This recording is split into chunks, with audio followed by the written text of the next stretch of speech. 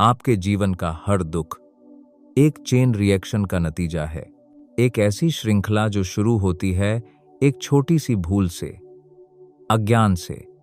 उस भूल से जन्म लेती है एक प्रतिक्रिया, उस प्रतिक्रिया से पैदा होती है एक वेदना, और उस वेदना से जन्म लेती है तृष्णा, जो अंत में आसक्ति और दुख का एक विशाल साम्राज्य बना लेती है। हम हमेशा इस चेन के आखिरी सिरे से लड़ते रहते हैं, लेकिन आज हम इस पूरी चेन को रिवर्स में देखेंगे। हम उस पहली कड़ी तक पहुंचेंगे और समझेंगे कि बुद्ध के अनुसार दुख की इस पूरी श्रृंखला को हमेशा के लिए कैसे तोड़ा जा सकता है। आज हम उसी सच्चाई को परत दर परत खोलेंगे और जानेंगे कि समस्या की असली जड़ क्या है। नमस्कार दोस्तों, संप्रज्ञान चैनल पर आपका स्वागत है। द आर्ट ऑफ लिविंग श्रृंखला के इस चौथे और बहुत ही महत्वपूर्ण अध्याय में आज हम समस्या की जड़ पर गहराई से विचार करेंगे। पूज्य गुरुजी एस.एन. गोयनका इस विषय पर कैसे प्रकाश डालते हैं। गुरुजी बुद्ध के एक कथन से शुरुआत करते हैं। वे कहते हैं, बुद्ध ने कहा, दुख की सच्चाई को उसके अंत तक खोजा जाना चाहिए। जिस रात उन्हें संबोधि प्राप्त होनी थी, वे इस दृढ़ संकल्प के साथ बैठ गए कि जब तक वे यह नहीं समझ लेते कि दुख कैसे उत्पन्न होता है और इसका उन्मूलन कैसे किया जा सकता है, तब तक वे नहीं उठेंगे। गोयनका जी दुख को परिभाषित करते हैं। वे बताते हैं कि उन्होंने स्पष्ट रूप से देखा, दुख का अस्तित्व है।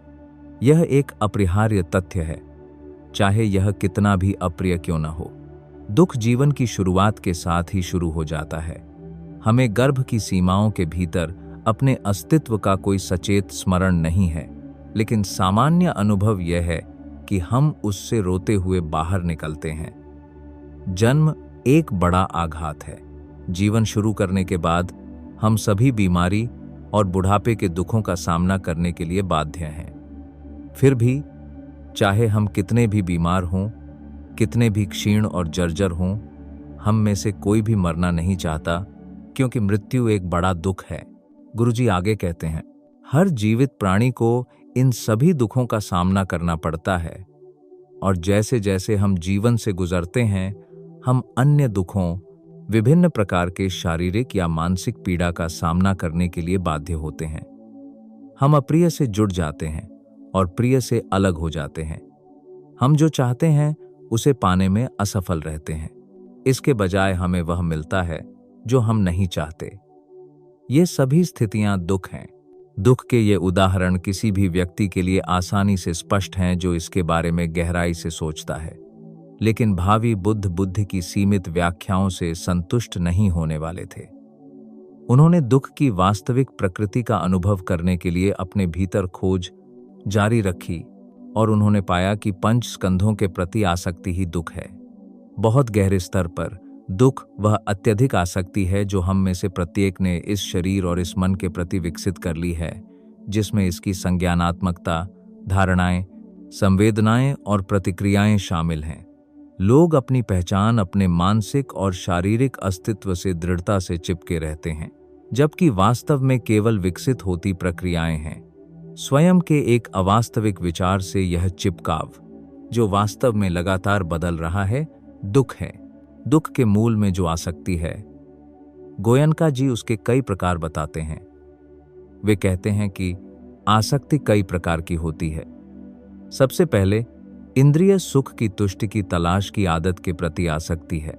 एक नशा करने वाला व्यक्ति एक नशा लेता है क्योंकि वह उस सुखद सनसनी का अनुभव करना चाहता है जो नशा उसमें पैदा करती है, भले ही वह जानता है कि नशा लेने से उसकी लत और मजबूत होती है।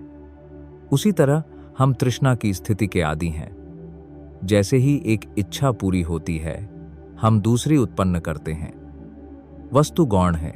तथ्य यह है कि हम लगातार तृष्णा की स्थिति बनाए रखना चाहते हैं, क्योंकि यही तृष्णा हम में एक सुखद सनसनी पैदा करती है जिसे हम लंबा खींचना चाहते हैं। तृष्णा एक ऐसी आदत बन जाती है जिसे हम तोड़ नहीं सकते, एक लत। और जैसे एक नशा करने वाला धीरे धीरे अपनी चुनी हुई नशा के प्रति सहनशीलता विकसित करता है, और नशा प्राप्त करने के लिए उसे और बड़ी खुराक की आवश्यकता होती है। हमारी तृष्णाएं जितनी अधिक हम उन्हें पूरा करने की कोशिश करते हैं, उतनी ही स्थिर रूप से मजबूत होती जाती हैं। इस तरह हम कभी भी तृष्णा के अंत तक नहीं पहुंच सकते, और जब तक हम तृष्णा करते हैं, हम कभी भी खुश नहीं हो सकते। गोयनका जी एक और बड़ी आसक्ति के बारे में बताते हैं। मैं स्वयं की उस छवि के प्रति है जो हमने बना रखी है। हम में से प्रत्येक के लिए मैं दुनिया का सबसे महत्वपूर्ण व्यक्ति है। हम लोहे के बुरादे से घिरे चुंबक की तरह व्यवहार करते हैं। यह स्वचालित रूप से बुरादे को अपने केंद्र में एक पैटर्न में व्यवस्थित करेगा, और ठीक उसी तरह बिना सोचे समझे हम सभी सहज रूप से दुनिया को अपनी पसंद के अनुसार व्यवस्थित करने का प्रयास करते हैं। प्रिय को आकर्षित करने और अप्रिय को दूर करने की कोशिश करते हैं। लेकिन हम में से कोई भी दुनिया में अकेला नहीं है। एक मैं का दूसरे से टकराव होना तय है। प्रत्येक जो पैटर्न बनाने की कोशिश करता है, वह दूसरों के चुंबकीय क्षेत्रों से बाधित होता है, और हम स्वयं आकर्षण या विकर्षण के अधीन हो जाते हैं। परिणाम केवल दुख, पीड़ा हो सकता है। नहीं, हम आसक्ति को मैं तक सीमित रखते हैं। हम इसे मेरे तक बढ़ाते हैं। जो कुछ भी हमारा है, हम प्रत्येक अपने अधिकार में जो कुछ भी है, उसके प्रति बहुत आसक्ति विकसित करते हैं, क्योंकि यह हमसे जुड़ा हुआ है। यह मैं की छवि का समर्थन करता है। यह आसक्ति कोई समस्या पैदा नहीं करती। अगर जिसे मेरा कहा जाता है वह शाश्वत होता, और मैं उसे शाश्वत रूप से भोगने के लिए बना रहता। लेकिन तथ्य यह है कि देर सबेर मैं को मेरे से अलग कर दिया जाता है। बिछड़ने का समय आना तय है। जब यह आता है, मेरे से जितना अधिक चिपकाव होगा, दुख उतना ही अधिक होगा, और आसक्ति और भी आगे तक फैली है, हमारे विचारों और हमारी मान्यताओं तक। चाहे उनकी वास्तविक विषय वस्तु कुछ भी हो, चाहे वे सही हों या गलत, यदि हम उनसे आसक्त हैं तो वे निश्चित रूप से हमें दुखी करेंगे। हम में से प्रत्येक को यह विश्वास है कि हमारे अपने विचार और परंपराएं सर्वश्रेष्ठ हैं, और जब भी हम उनकी आलोचना सुनते हैं तो बहुत परेशान हो जाते हैं। यदि हम अपने विचार समझाने की कोशिश करते हैं और दूसरे उन्हें स्वीकार नहीं करते, तो हम फिर से परेशान हो जाते हैं। हम यह पहचानने में असफल रहते हैं कि प्रत्येक व्यक्ति की अपनी अपनी मान्यताएं होती हैं। इस पर बहस करना व्यर्थ है कि कौन सा विचार सही है। अधिक फायदेमंद यह होगा कि किसी भी पूर्वाग्रह को एक तरफ रख दिया जाए और वास्तविकता को देखने का प्रयास किया जाए। लेकिन विचारों के प्रति हमारी आसक्ति हमें ऐसा करने से रोकती है और हमें दुखी बनाए रखती है। अंत में धार्मिक स्वरूपों और कर्मकांडों के प्रति आसक्ति है। हम धर्म की बाहरी अभिव्यक्तियों पर उनके अंतर्निहित अर्थ से अधिक जोर देते हैं, और यह महसूस करते हैं कि जो कोई भी इस तरह के कर्मकांड नहीं करता है, वह वास्तव में धार्मिक व्यक्ति नहीं हो सकता। हम भूल जाते हैं कि इसके सार के बिना धर्म का औपचारिक पहलू एक खोखला खोल है। प्रार्थनाओं का पाठ करने या कर्मकांड करने में धर्मपरायणता मूल्यहीन है। यदि मन क्रोध, राग और द्वेष से भरा रहता है, वास्तव में धार्मिक होने के लिए हमें धार्मिक दृष्टिकोण विकसित करना चाहिए। हृदय की पवित्रता, सभी के लिए प्रेम और करुणा, लेकिन धर्म के बाहरी स्वरूपों के प्रति हमारी आसक्ति हमें इसकी आत्मा से अधिक इसके अक्षर को महत्व देने के लिए प्रेरित करती है। हम धर्म के सार से चूक जाते हैं और इसलिए दुखी रहते हैं। हमारे सभी दुख, चाहे वे कुछ भी हों, इनमें से किसी न किसी आसक्ति से जुड़े होते हैं। आसक्ति और दुख हमेशा एक साथ पाए जाते हैं। तो इस आसक्ति का कारण क्या है? गोयनका जी हमें दुख की उत्पत्ति की पूरी कार्यकारण श्रृंखला समझाते हैं। वे कहते हैं, आसक्ति का कारण क्या है, यह कैसे उत्पन्न होती है। अपनी स्वयं की प्रकृति का विश्लेषण करते हुए भावी बुद्ध ने पाया कि यह पसंद और नापसंद की क्षणिक मानसिक प्रतिक्रियाओं के कारण विकसित होती है। मन की संक्षिप्त अचेतन प्रतिक्रियाएं पल पल दोहराई और तीव्र होती जाती हैं, जो शक्तिशाली आकर्षणों और विकर्षणों में हमारी सभी आसक्तियों में विकसित हो जाती हैं। आसक्ति केवल क्षणभंगुर प्रतिक्रिया का विकसित रूप है। यह दुख का तत्काल कारण है, पसंद और नापसंद की प्रतिक्रियाओं का कारण क्या है, और गहराई से देखने पर उन्होंने पाया कि वे वेदना के कारण होती हैं। हम एक सुखद वेदना महसूस करते हैं और उसे पसंद करने लगते हैं। हम एक अप्रिय वेदना महसूस करते हैं और उसे नापसंद करने लगते हैं। अब ये वेदनाएं क्यों? इनका क्या कारण है? अपने भीतर और भी जांच करने पर उन्होंने देखा कि वे स्पर्श के कारण उत्पन्न होती हैं। आंख का एक दृश्य से स्पर्श, कान का एक ध्वनि से स्पर्श, नाक का एक गंध से स्पर्श, जीभ का एक स्वाद से स्पर्श, शरीर का किसी स्थूल वस्तु से स्पर्श, मन का किसी भी विचार, भावना, कल्पना या स्मृति से स्पर्श। 5 भौतिक इंद्रियों और मन के माध्यम से हम दुनिया का अनुभव करते हैं। जब भी कोई वस्तु या घटना अनुभव के इन 6 आधारों में से किसी के संपर्क में आती है तो एक वेदना उत्पन्न होती है, सुखद या अप्रिय। और पहली बार में स्पर्श क्यों होता है? भावी बुद्ध ने देखा कि 6 इंद्रिय आधारों, 5 भौतिक इंद्रियों और मन के अस्तित्व के कारण स्पर्श होना तय है।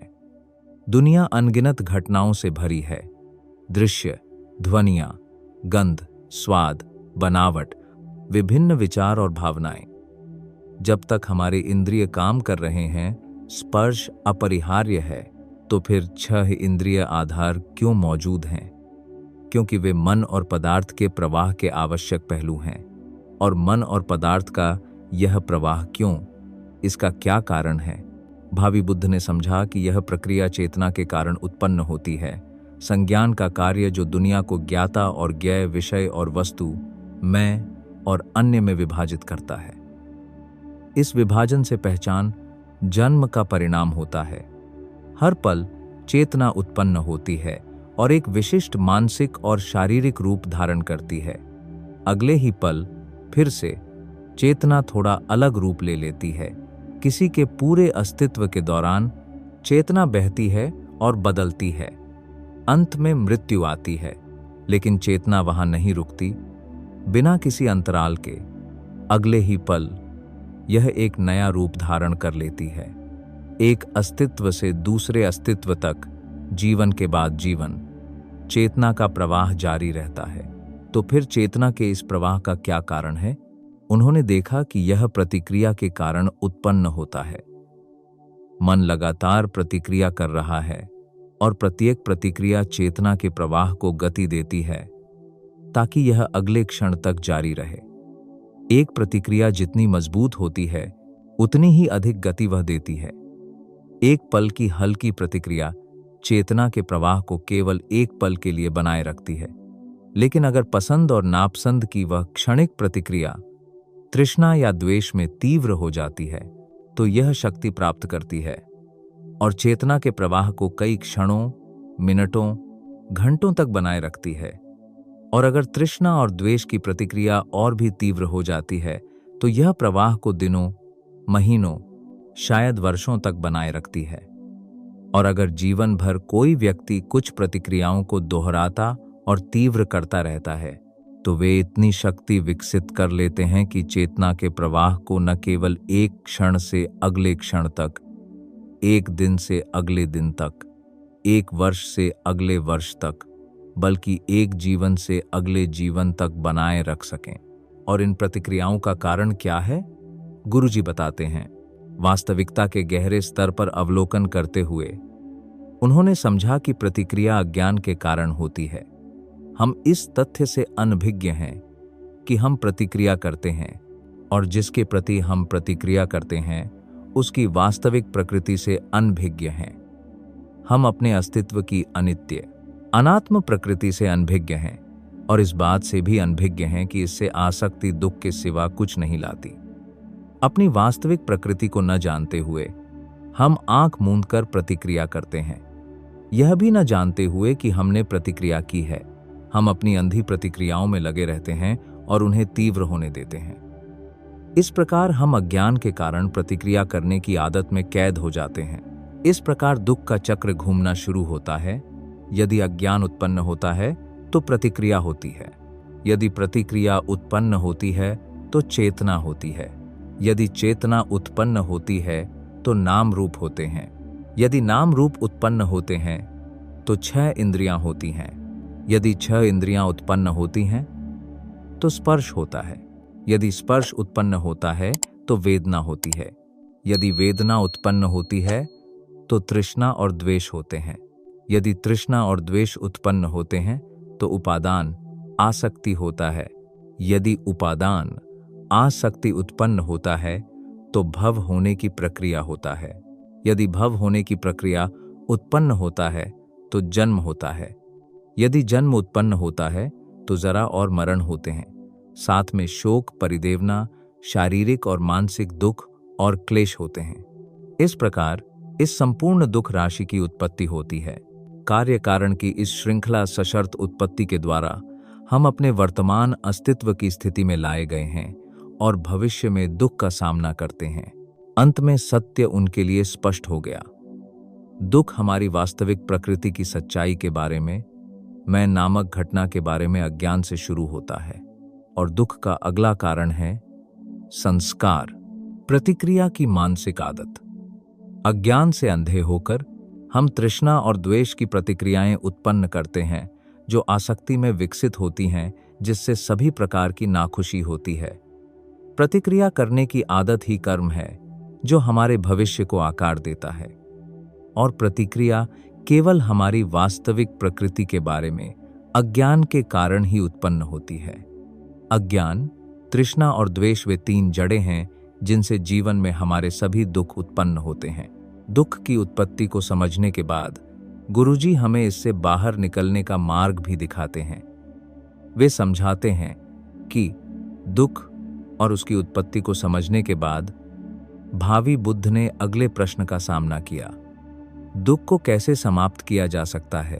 कर्म के कार्य कारण के नियम को याद करके।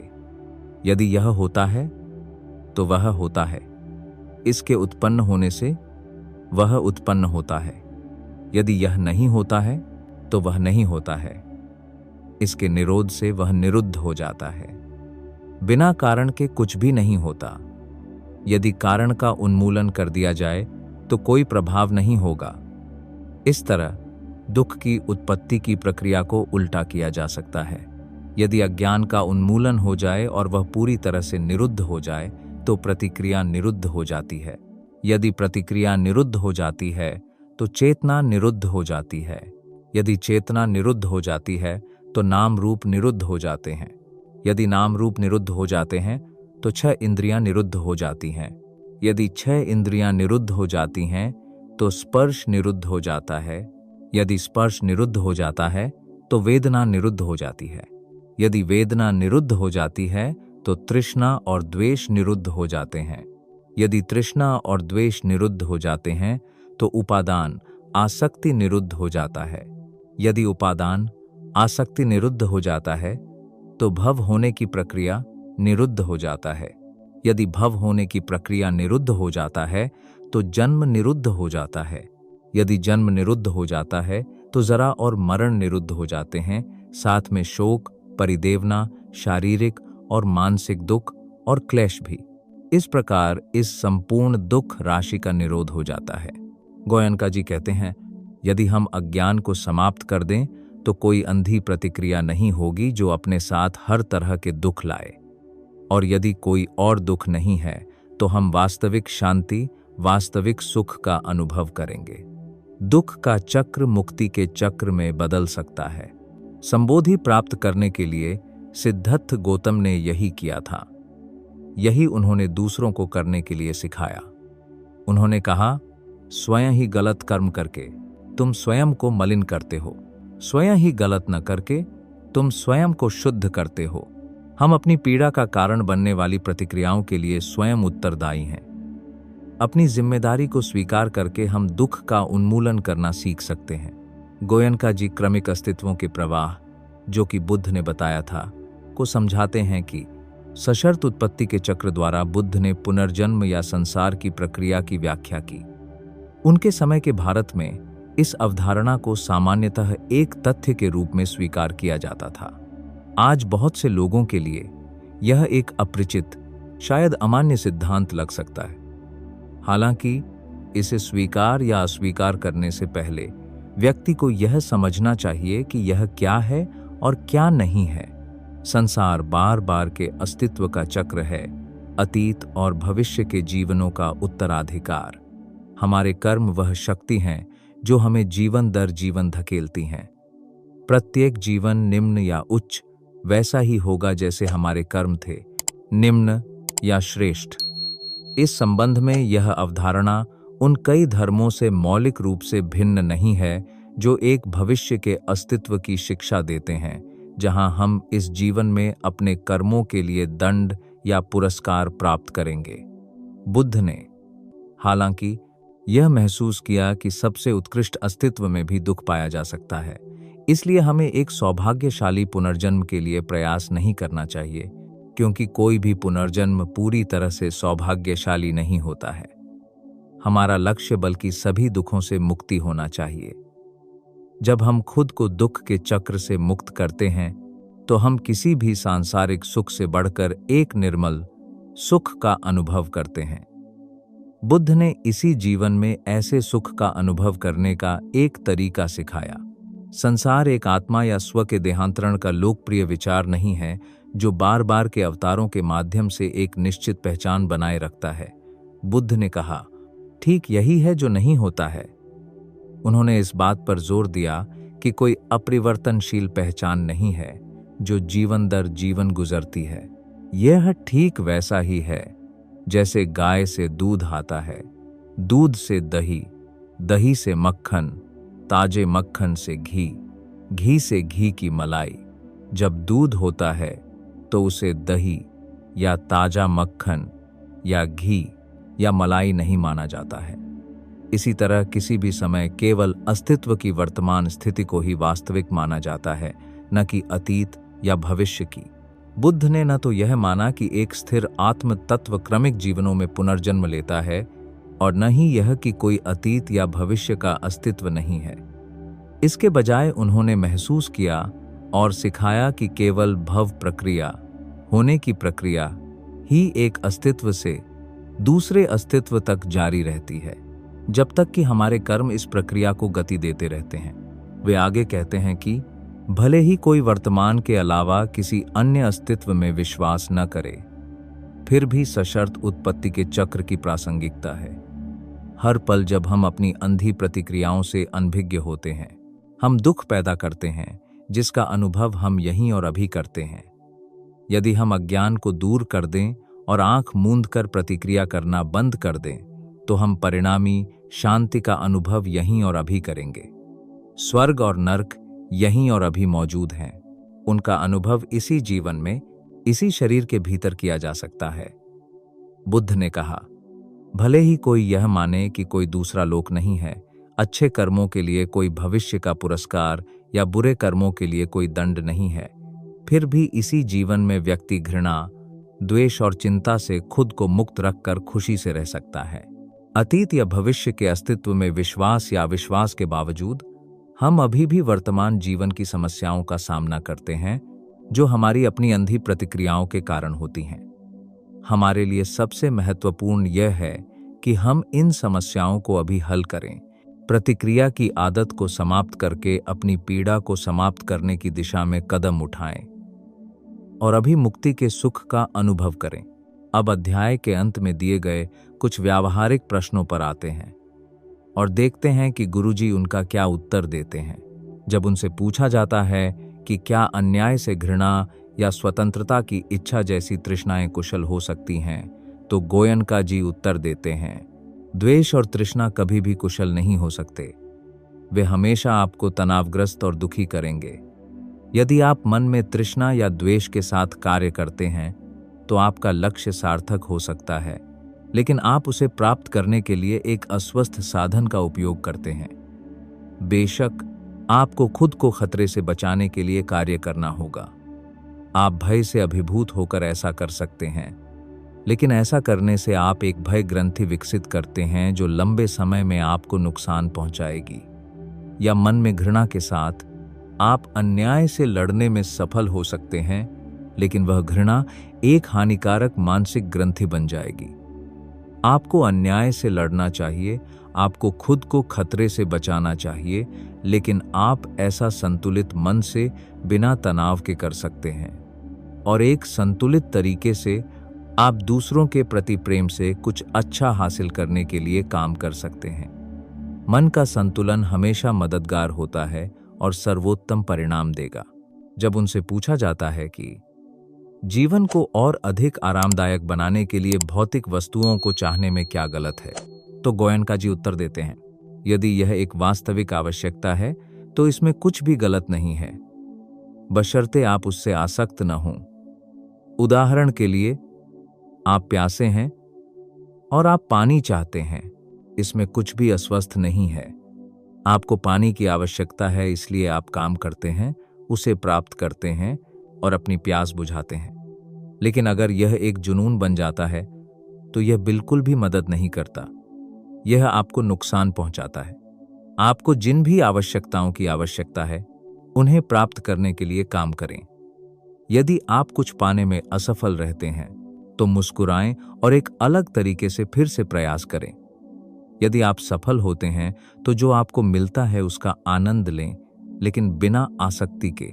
जब उनसे पूछा जाता है कि भविष्य के लिए योजना बनाने के बारे में क्या आप उसे तृष्णा कहेंगे, तो गोयनका जी उत्तर देते हैं, मानदंड यह है कि क्या आप अपनी योजना से आसक्त हैं। हर किसी को भविष्य के लिए प्रावधान करना होता है। यदि आपकी योजना सफल नहीं होती है और आप रोना शुरू कर देते हैं तो आप जानते हैं कि आप उससे आसक्त थे।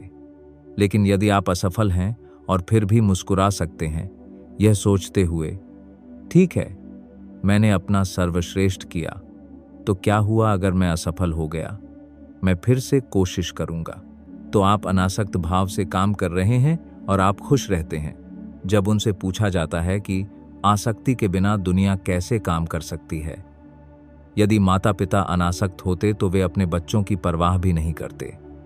आसक्ति के बिना प्रेम करना या जीवन में शामिल होना कैसे संभव है, तो गोयनका जी उत्तर देते हैं, अनासक्ति का मतलब उदासीनता नहीं है, इसे सही ढंग से पवित्र उदासीनता कहा जाता है। एक माता पिता के रूप में आपको अपने बच्चे की देखभाल की अपनी जिम्मेदारी को अपने पूरे प्यार से, लेकिन बिना चिपकाव के पूरा करना चाहिए। प्रेमवश आप अपना कर्तव्य करते हैं। मान लीजिए आप किसी बीमार व्यक्ति की देखभाल करते हैं और आपकी देखभाल के बावजूद वह ठीक नहीं होता है। आप रोना शुरू नहीं करते, वह बेकार होगा। एक संतुलित मन के साथ आप उसकी मदद करने का दूसरा तरीका खोजने की कोशिश करते हैं। यह पवित्र उदासीनता है, न तो अकर्मण्यता और न ही प्रतिक्रिया, बल्कि एक संतुलित मन के साथ वास्तविक सकारात्मक क्रिया। अंत में गुरुजी एक बहुत ही सुंदर कहानी के माध्यम से कर्म के सिद्धांत को समझाते हैं। एक दिन एक युवक रोता चिल्लाता बुद्ध के पास आया। वह रुक नहीं पा रहा था। बुद्ध ने उससे पूछा, क्या बात है युवक? महाशय, कल मेरे बूढ़े पिता का देहांत हो गया। बुद्ध बोले, ठीक है, क्या किया जा सकता है? यदि वह मर गया है तो रोने से वह वापस नहीं आएगा। युवक, हाँ महाशय, यह मैं समझता हूं, रोने से मेरे पिता वापस नहीं आएंगे, लेकिन मैं आपके पास एक विशेष अनुरोध लेकर आया हूं। महाशय, कृपया मेरे मृत पिता के लिए कुछ कीजिए। बुद्ध बोले, मैं तुम्हारे मृत पिता के लिए क्या कर सकता हूं? युवक, महाशय, कृपया कुछ कीजिए, आप इतने शक्तिशाली व्यक्ति हैं, निश्चित रूप से आप यह कर सकते हैं। देखिए, इन छोटे मोटे पुजारियों, क्षमादानियों और भिक्षा संग्राहकों को वे मृतकों की मदद के लिए हर तरह के रीति रिवाज और कर्मकांड करते हैं, और जैसे ही यहाँ अनुष्ठान किया जाता है, स्वर्ग के राज्य का द्वार खुल जाता है और मृत व्यक्ति को वहां प्रवेश मिल जाता है, उसे एक एंट्री वीजा मिल जाता है। आप महाशय इतने शक्तिशाली हैं, यदि आप मेरे मृत पिता के लिए एक अनुष्ठान करते हैं तो उन्हें सिर्फ एक एंट्री वीजा ही नहीं मिलेगा, उन्हें एक परमानेंट स्टे, एक ग्रीन कार्ड प्रदान किया जाएगा। कृपया महाशय उनके लिए कुछ कीजिए। बेचारा युवक दुख से इतना अभिभूत था कि वह किसी भी तर्कसंगत दलील का पालन नहीं कर सकता था। बुद्ध को उसे समझाने में मदद करने के लिए दूसरा तरीका अपनाना पड़ा। तो उन्होंने उससे कहा, ठीक है, बाजार जाओ और 2 मिट्टी के घड़े खरीदो। युवक यह सोचकर बहुत खुश हुआ कि बुद्ध उसके पिता के लिए अनुष्ठान करने के लिए सहमत हो गए हैं। वह बाजार भागा और 2 घड़ों के साथ लौटा। बुद्ध ने कहा, ठीक है, एक घड़े को घी से, मक्खन से भर दो। युवक ने वैसा ही किया। दूसरे को कंकड़ों से भर दो। उसने वह भी किया। अब उनके मुंह बंद कर दो, उन्हें ठीक से बंद कर दो। उसने वैसा किया। अब उन्हें वहां उस तालाब में रख दो। युवक ने ऐसा किया और दोनों घड़े तल में डूब गए। अब बुद्ध ने कहा, एक बड़ी छड़ी लाओ, घड़ों पर प्रहार करो और उन्हें तोड़ डालो। युवक यह सोचकर बहुत खुश हुआ कि बुद्ध उसके पिता के लिए एक अद्भुत अनुष्ठान कर रहे हैं। प्राचीन भारतीय रीति के अनुसार जब किसी व्यक्ति की मृत्यु हो जाती है तो उसका पुत्र शव को श्मशान घाट ले जाता है, उसे चिता पर रखता है और जलाता है। जब शरीर आधा जल जाता है तो पुत्र एक मोटी छड़ी लेता है और खोपड़ी को तोड़कर खोलता है। और पुरानी मान्यता के अनुसार जैसे ही इस दुनिया में खोपड़ी खोली जाती है, ऊपर स्वर्ग के राज्य का द्वार खुल जाता है। तो अब उस युवक ने मन ही मन सोचा, मेरे पिता का शरीर तो कल ही जलकर राख हो गया था। एक प्रतीक के रूप में बुद्ध अब चाहते हैं कि मैं इन घड़ों को तोड़कर खोलूं। वह इस अनुष्ठान से बहुत खुश था। बुद्ध के कहे अनुसार एक छड़ी लेकर युवक ने जोर से प्रहार किया और दोनों घड़ों को तोड़ दिया। तुरंत एक घड़े में भरा मक्खन ऊपर आ गया और पानी की सतह पर तैरने लगा। दूसरे घड़े के कंकड़ बिखर गए और तल में ही रह गए। तब बुद्ध ने कहा, ठीक है युवक, इतना तो मैंने कर दिया है। अब अपने सभी छोटे मोटे पुजारियों और चमत्कार करने वालों को बुलाओ और उनसे जाप और प्रार्थना करने के लिए कहो। ओ कंकड़ों, ऊपर आओ, ऊपर आओ। ओ मक्खन, नीचे जाओ, नीचे जाओ। मुझे देखने दो यह कैसे होता है। युवक बोला, महाशय, आप तो मजाक करने लगे हैं। यह कैसे संभव है महाशय? कंकड़ पानी से भारी होते हैं, वे तल में रहने के लिए बाध्य हैं, वे ऊपर नहीं आ सकते महाशय। यह प्रकृति का नियम है। मक्खन पानी से हल्का है, वह सतह पर रहने के लिए बाध्य है, यह नीचे नहीं जा सकता महाशय। यह प्रकृति का नियम है। तब गुरुजी बुद्ध के अंतिम शब्दों को बताते हैं, युवक, तुम प्रकृति के नियम के बारे में इतना कुछ जानते हो, लेकिन तुमने इस प्राकृतिक नियम को नहीं समझा है। यदि तुम्हारे पिता ने जीवन भर ऐसे कर्म किए जो कंकड़ों की तरह भारी थे, तो वह नीचे जाने के लिए बाध्य है। उसे कौन ऊपर ला सकता है? और यदि उसके सभी कार्य इस मक्खन की तरह हल्के थे, तो वह ऊपर जाने के लिए बाध्य है। उसे कौन नीचे खींच सकता है?